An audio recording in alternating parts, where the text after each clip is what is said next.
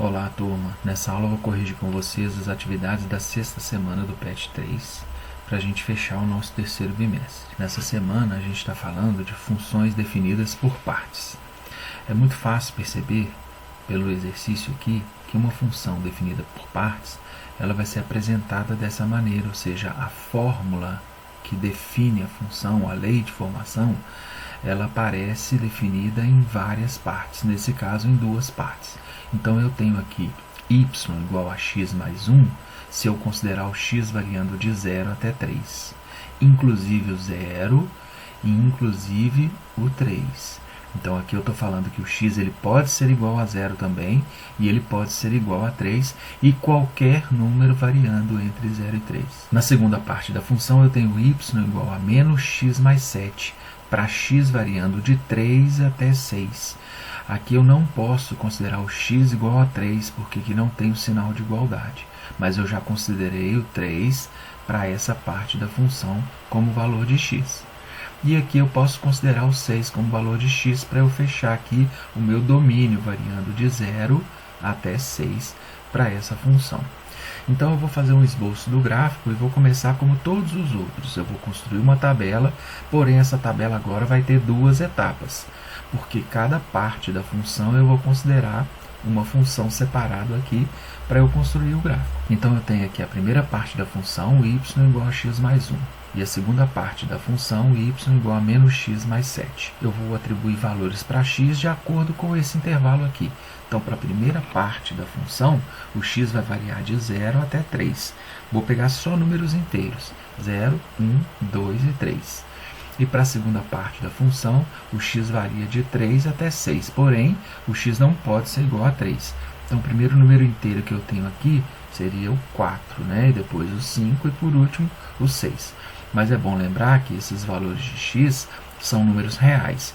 Para efeitos de cálculos, eu estou usando números inteiros. Mas na hora de construir o gráfico, eu tenho que saber que são infinitos pontos e esses pontos vão ficar todos alinhados, porque as duas partes da nossa função são funções polinomiais de primeiro grau, e o gráfico é sempre uma reta. Então nós vamos determinar alguns pontos para a gente traçar a reta passando por esses pontos. Então o primeiro valor de x é 0, como a nossa função é y igual a x mais 1, então o y vai ser sempre uma unidade maior que o x. Portanto, se o x é 0, o y vai ser 1. Se o x é 1, o y vai ser 2. X igual a 2, o y vale 3. X igual a 3, o y vale 4. Para a segunda parte, nós temos aqui o oposto de x mais 7. Então, se o x vale 4, o oposto é menos 4. E menos 4 mais 7 dá 3. O próximo valor de x é 5, o oposto é menos 5. Menos 5 mais 7 dá 2. O oposto de 6 é menos 6. E menos 6 mais 7 vai dar 1.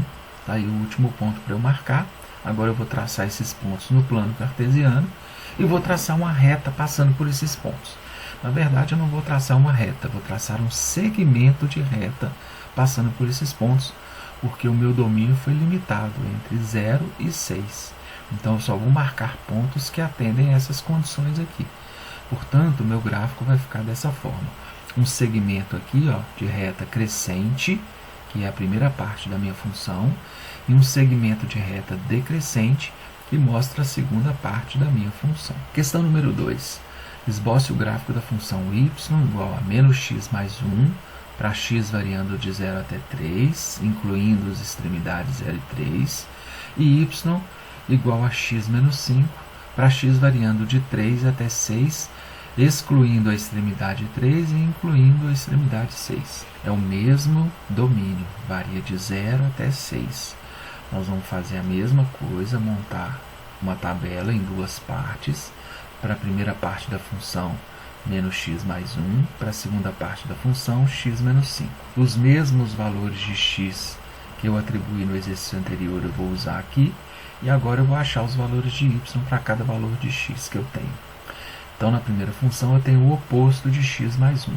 Como 0 não tem número oposto, o y vai ser 0 mais 1, que dá 1. O oposto de 1 é menos 1, e menos 1 mais 1 dá 0. O oposto de 2 é menos 2, e menos 2 mais 1 dá menos 1.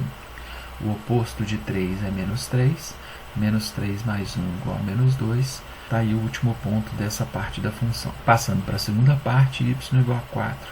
4 menos 5 dá menos 1. Y igual a 5. 5 menos 5 é igual a 0. E x igual a 6. Y igual a 6 menos 5, que dá 1. Está aí o último ponto para a gente marcar. Marcando esses pontos no plano cartesiano, eu tenho esse comportamento aí.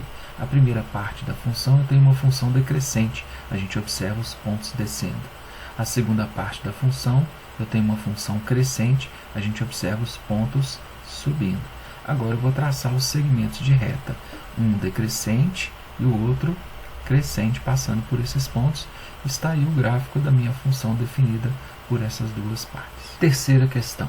Esboce o gráfico da função y igual a x ao quadrado, para x variando de 0 até 3, e y igual a 9, para x variando de 3 até 6. Então, nós temos aqui os mesmos intervalos para x. O meu domínio vai de 0 até 6, incluindo as extremidades 0 e 6. Observem que agora a nossa função ela foi dividida em duas partes. Na primeira parte, eu tenho uma função polinomial de segundo grau, e na segunda parte eu tenho uma função constante. Construindo a nossa tabela para determinar os valores de y para cada valor de x e marcar esses pontos no plano cartesiano, eu tenho a primeira parte da minha função, y igual a x ao quadrado, e a segunda parte da minha função, y igual a 9. Então eu vou usar os mesmos valores de x, 0, 1, 2 e 3, 4, 5 e 6, e vamos determinar os nossos pares ordenados para marcar no plano cartesiano. Quando x for 0, o y vai ser 0 ao quadrado, que dá 0. Então, o primeiro ponto, 0 e 0. Aqui eu coloquei 1, mas está errado. Aqui é 0 e 0. Quando x for 1, o y vai ser 1 ao quadrado, que dá 1. Então, meu ponto é 1 e 1. Também está errado. Quando x for 2, 2 ao quadrado dá 4. X vai ser 2 e 4.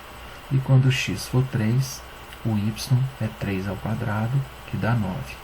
Então, esses pontos aqui, eles estão errados, tá? Mas vamos desconsiderar esses pontos e vamos considerar aqui, ó, de acordo com a nossa fórmula.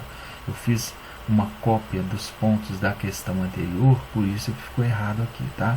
Mas vamos desconsiderar esse erro, nós vamos marcar esses pontos aqui, tá ok?